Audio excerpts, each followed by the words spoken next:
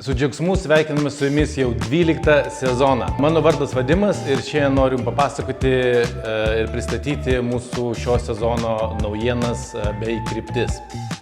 Šiais metais mūsų kelionės apims 5 šalis – Prancūziją, Šveicariją, Italiją, Sakartvelą bei Andorą. Ir turėsime šituose šalyse net 14 slidinėjimų kurortų, kurie pasiūlys įvairių patirčių tiek naujam, tiek patyrusiam slidinėtojui.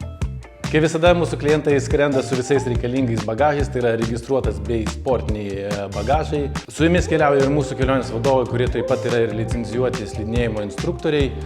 Šiais metais didiname pasiūlą, viskas įskaičiuota Italijoje. Turėsime net 4 kurortus, tai yra Latuilas, Pila, Čirvinė bei Sistrierė kurortai.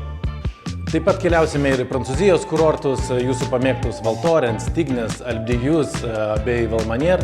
Nepamirškime ir Sakartvelo, nepamirškime ir Andoros, kur mes šiais metais padidiname datų skaičių, keliausime per naujus, vaikų atostogų savaitę ir vasario 9-16.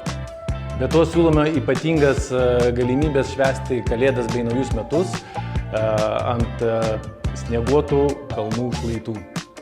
Tad nepraleiskite progos ir užsukite į mūsų svetainę, išsirinkite jums tinkamą kelionę bei pasimatysime kalnuose.